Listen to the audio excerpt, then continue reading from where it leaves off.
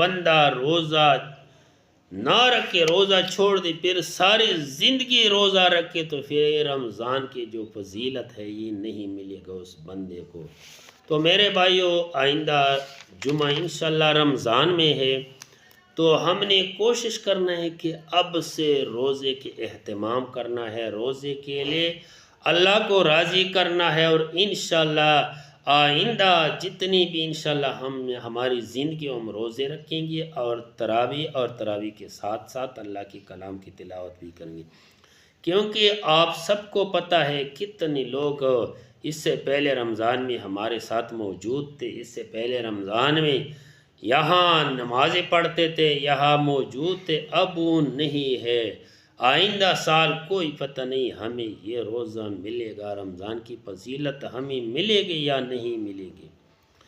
تو میرے بھائی، بدبخت وہ انسان ہے جس کو رمضان شریف مل گیا اور رمضان شریف میں اس بندے کی بخشش نہیں ہوئی۔ تو میرے بھائی، اس رمضان شریف میں بخشش اللہ تعالیٰ سے اپنے آپ کو بخشواؤ دے کہ اللہ تعالیٰ ہمیں معاف کر دے۔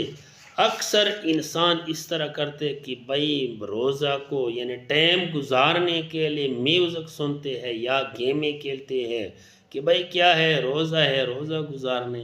لیکن میرے بھائیو، جو گیم کھیلتا ہے اور جو میوزک سنتا ہے اس کا روزہ سمجھی گزر جاتا ہے۔ کس طرح گزر جاتا ہے؟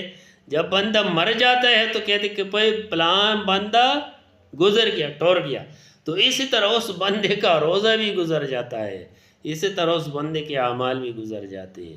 تو میرے بھائی، رمضان شریف میں خصوصاً بالخصوص تلاوت اور لہو و لعب اور عبث کاموں سے اپنے آپ کو بچانا ہے۔ ایک دفعہ 2-3 عورتیں آ گئی رسول اللہ صلی اللہ علیہ وسلم کے پاس، عورتیں آ گئی کہ بھائی ہمیں بھوک بہت لگی ہے، پیاس لگی ہے، ہم مر رہے ہیں۔ رسول اللہ صلی اللہ علیہ وسلم نے فرمایا کہ بھائی الٹی کرو، قے کرو۔ وہ حدیث موجود ہے ادھر ہمارے پاس۔ تو ان عورتوں نے الٹی کی، اور وہ الٹی جو قے اس میں گوشت کے ٹکڑے اور خون جو ہے نا انہوں نے باہر پھینک دیا۔ تو اس نے عرض کی کہ اللہ کے رسول، ہم نے تو گوشت بھی نہیں کھایا اور یہ خون بھی نہیں پیا، یہ کدھر سے آ گیا؟ رسول اللہ صلی اللہ علیہ وسلم نے فرمایا کہ آپ لوگوں نے غیبت کی، اور واقعی غیبت مسلمان بھائی کی گوشت کو کھانا ہے۔